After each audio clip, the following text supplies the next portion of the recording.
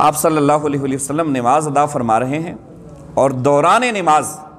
مسجد نبوی میں آپ نے ہاتھ آگے کیا، پھر آپ نے ہاتھ پیچھے کر لیا، پھر آپ نے ہاتھ اٹھا کر آگے کیا، پھر آپ نے پیچھے کر لیا۔ ابن عباس سے روایت ہے، ترمذی شریف کی حدیث مبارکہ ہے۔ تو صحابہ کرام نے عرض کی نماز ختم ہونے کے بعد، حضور کیا ہم بھی نماز میں ایسے ایسے کیا کریں؟ کیونکہ آپ نے تو فرمایا ہوا تھا صلو کما رأیتمونی اصلی، جس طرح میں نماز پڑھتا ہوں ویسے ہی نماز پڑھا کرو۔ تو انہوں نے کہا کہ حضور کیا ہم بھی نماز میں ایسے ایسے کیا کریں؟ آپ صلی اللہ علیہ وسلم مسکرائے، آپ نے فرمایا نہیں۔ تو انہوں نے عرض کی حضور آپ بھی تو نماز میں کر رہے تھے، ہاتھ اٹھا رہے تھے، پھر آپ نیچے کر رہے تھے۔ اب یہاں سے یہ بھی ایک بات ذہن میں تھوڑا سا رکھنی، کیونکہ یہ درمیان میں جو باتیں سمجھ میں آنے والی ہوتی ہیں نا، تو سیدھے سیدھے الفاظ تو حدیث کے یہی ہیں، لیکن ایک سمجھ میں جو آنے والی بات ہے وہ ذرا قابل غور ہے کہ پیچھے کھڑا ہوا بندہ، تو اس سے یہ پوچھیں کہ تم حضور کے چہرے کی طرف کیا دیکھ رہے تھے؟ تم تو نماز پڑھ رہے ہو، شریعت تو یہ کہتی ہے کہ جب نماز میں کھڑے ہو وہ تو تمہاری نگاہیں سجدے کی جگہ پر ہونی چاہیے۔ لیکن صحابی کا عقیدہ دیکھیے، وہ کہتا ہے کہ میرا نظریہ تو یہ ہے کہ میں کھڑا جہاں مرضی ہوں، تکنا میں نے اپنے محبوب کے چہرے کو، میری تو نماز ہی یہ ہے۔ شوق گر تیرا نہ ہو، میری نماز کا امام، میرا قیام بھی حجاب، میرا سجود بھی حجاب۔ پھر ایسے سجدوں اور ایسے قیاموں کا مجھے کیا فائدہ جس میں حضور آپ کی محبت میرا امام نہیں ہے، تکنا میں نے حضور کے چہرے کو ہوتا ہے۔ یہ ان کا نظریہ تھا، یہ ان کا عقیدہ۔ تو حضور آپ بھی تو ہاتھ اٹھا رہے تھے، آپ نے فرمایا کہ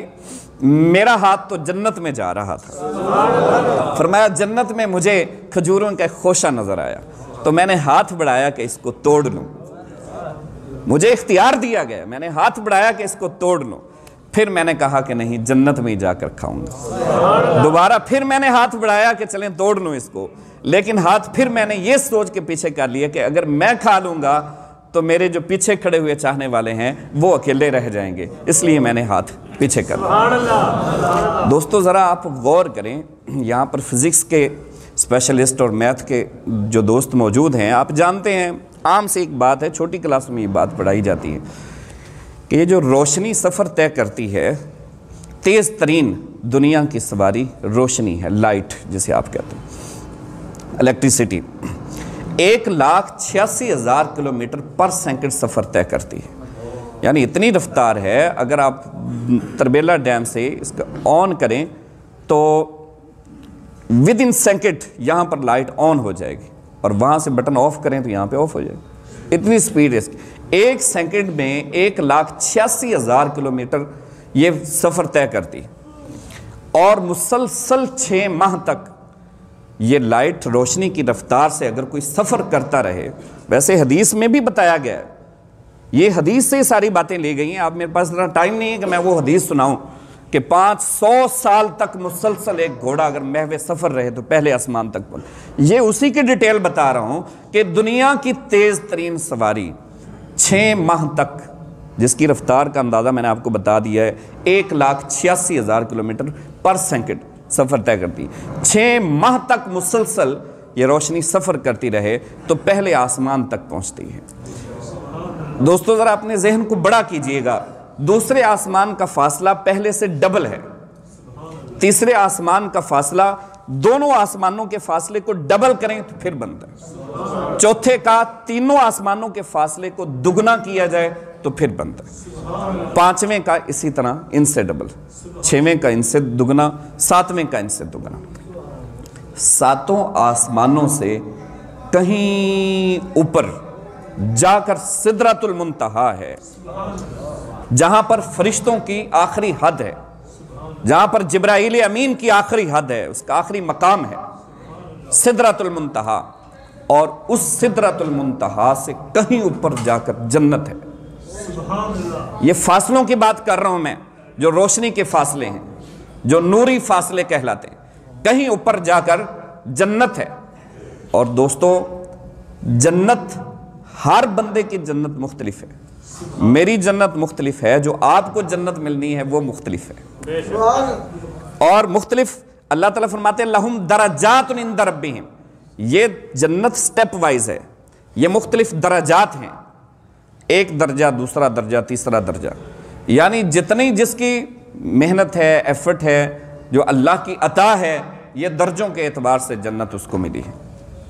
جو مثال کے طور پر جو مجھ جیسے لوگ ادنا ترین غلام حضور کے، وہ سب سے ادنا ترین نیچے والی جنت میں ہوں گے، اور جو مجھ سے اوپر ہوں گے متقی پرہیزگار، وہ اس سے بڑی جنت میں، ان سے متقی پرہیزگار اس سے اگلی جنت میں۔ اسی طرح سٹیپس بڑھتے چلے جائیں گے، پھر اولیاء اللہ آ جائیں گے، صالحین آ جائیں گے، شہداء آ جائیں گے، نیکوکار آ جائیں گے، پھر ان کی جنت آ جائے گی، تابعین کی، صحابہ کی جنت آ جائے گی، پھر انبیاء کی جنت آئے گی، پھر نبیوں کی جنتوں کے الگ الگ درجے ہیں، پھر اس کے بعد 5 اولو العزم نبیوں کی جنت آ جائے گی، پھر ان میں سے ہر ایک کی الگ الگ جنت، اور ان ساری جنتوں سے اوپر کہیں جا کر حضور کی جنت ہے، ان ساری جنتوں سے اوپر۔ اور میرے آقا و مولا کی شان یہ ہے کہ زمین پر مسجد نبوی میں کھڑے ہو کر اگر ہاتھ بڑھائیں تو ہاتھ ان کا سیدھا جنت میں جاتا ہے۔ دوستوں مجھے اپنے ایمان سے بتاؤ، جس کا ہاتھ سیدھا جنت میں جاتا ہے، وہ اگر اپنی آنکھ اٹھائے تو اس کی نظر کہاں تک جاتی ہو؟ نعرہ تکبیر، نعرہ رسالت، نعرہ رسالت، نعرہ حیدری، نعرہ اہل سنت۔ جزاک اللہ۔ تو اب یہ مقام ہے علی، اور جس علی کو آپ صلی اللہ علیہ وسلم نے، جن کو بت شکن کہا جاتا ہے، مختصر کرتا ہوں میں، اپنے کندھوں پر سوار کیا اور فرمایا کہ علی بت توڑو، بت توڑ رہے تھے علی، اور حضور نے فرمایا کہ علی بتاؤ کیا دیکھ رہے ہو؟ عرض کی حضور خدا کے عرش کو اپنی آنکھوں سے دیکھ رہا ہوں، خدا کے عرش کو۔ ابھی جنت کی میں نے بات کی ہے، عرش جو خدا کی تجلیات کا مرکز ہے، جو خدا جہاں براہ راست اللہ کی تجلیات نازل ہوتی ہیں، حضور خدا کے عرش کو دیکھ رہا ہوں۔ جو پیچھے احباب تشریف فرمائے ان سے گزارش ہے کہ وہ آگے آگے آ جائیں، اور پیچھے سے آنے والوں سے گزارش ہے کہ وہ اوپر چلے جائیں، اوپر چھت پہ، وہاں پر جگہ موجود ہے اور باہر جگہ نہیں ہے، تو آگے آگے تشریف لیں۔ آخری ایک بات سماعت فرمائیے دوستوں، میں بات کو ختم کرتا ہوں۔ حضرت علی المرتضیٰ کرم اللہ وجہہ الکریم فرماتے ہیں انا الذی سمتنی امی حیدرہ، میرا نام میری امی جان نے حیدر کرار رکھا ہے۔ آپ اصل میں حیدر نام مشہور نہیں تھا آپ کا، صحابہ میں مشہور نہیں تھا حیدر نام، لیکن یہ بعد میں مشہور ہوا، غزوہ خیبر سے پہلے مشہور نہیں تھا۔ جب غزوہ خیبر میں آئے ہیں تو وہاں پر جب آپ نے مرحب کا کلا کما کیا ہے، وہ دروازہ جس کو 40 لوگ مل کر اٹھا نہیں سکتے تھے اور 80 لوگ مل کر جس کو ہلا بھی نہیں سکتے تھے، مولا کائنات شیر خدا اس کو اپنے بائیں ہاتھ پہ اٹھا کر ڈھال بنا لیتے ہیں۔ اور جب مرحب آپ کے سامنے آتا ہے، مرحب نے رات کو ایک خواب دیکھا تھا، اور اس کو خواب میں نظر آیا تھا کہ ایک ببر شیر اس پر حملہ آور ہوا ہے اور اس کو چیر پھاڑ کے 2 ٹکڑے کر رہا ہے، اور حضرت علی المرتضیٰ نے اپنے کشف سے اس کے خواب کو دیکھ لیا تھا کہ اس کو خواب میں خدا نے کیا دکھایا۔ تو وہاں پر جب مرحب آپ کے سامنے آیا تھا تو آپ نے اس کو للکار کر کہا تھا کہ انا الذی سمتنی امی حیدرہ، کہ رات کو جو تو نے شیر دیکھا تھا، ببر شیر، وہ میں تیرے سامنے کھڑا ہوں، میں ہی وہ ہوں کہ جس کا نام میری امی جان نے حیدر کرار رکھا تھا۔ آپ نے مرحب کے چیر کے 2 ٹکڑے کر دیے، اور اسی دن رب ذوالجلال نے مسلمانوں کو فتح عطا کی۔ اور پھر غزوہ احد کے اندر جب چاروں طرف سے حضور صلی اللہ علیہ وسلم کو کفار و مشرکین نے گھیر لیا، جہاں آپ کا دندان مبارک شہید ہوا، اور یہ افواہ پھیل گئی تھی کہ آپ صلی اللہ علیہ وسلم کو شہید کر دیا گیا، حضرت علی فرماتے ہیں کہ میرے ذہن میں بھی یہ بات پہنچی میرے پاس، میں لڑ رہا تھا، اور لڑتے لڑتے لمحہ بھر کے لیے میں نے سوچا کہ میں حضور کا غلام ہوں، اگر غلام کے پائے استقلال میں ابھی تک لغزش نہیں آئی ہے تو آقا کے پائے استقلال میں لغزش کیسے آ سکتی ہے؟ تو میں نے اس خبر کو جھوٹی خبر سمجھا اور اس کو افواہ سمجھا۔ میں تھوڑی دیر کے لیے رک گیا، اور اچانک حضور کو کافروں نے گھیرا ہوا تھا، اور ادھر سے مجھے ایک پہاڑی سے آواز آئی کہ علی ادھر متوجہ ہوں۔ جب میں نے دیکھا تو چاروں طرف سے کفار آپ پر حملہ آور ہو رہے تھے۔ اس دن میں نے جو اپنے سے بڑھ کر بہادر دیکھا ہے، اپنے سے بڑھ کر بہادر میں نے ابو بکر کو دیکھا ہے۔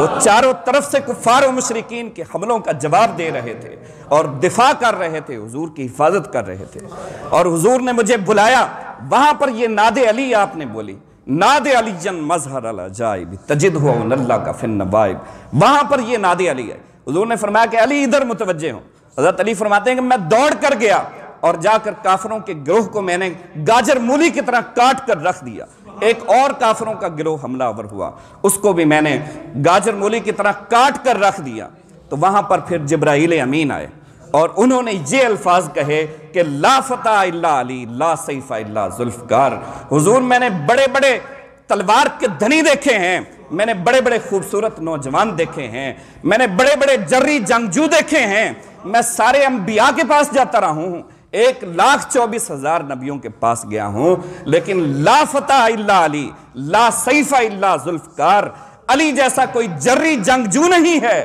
علی جیسا کوئی تلوار کا دھنی نہیں ہے۔ شاہ مرداں، شیر یزداں،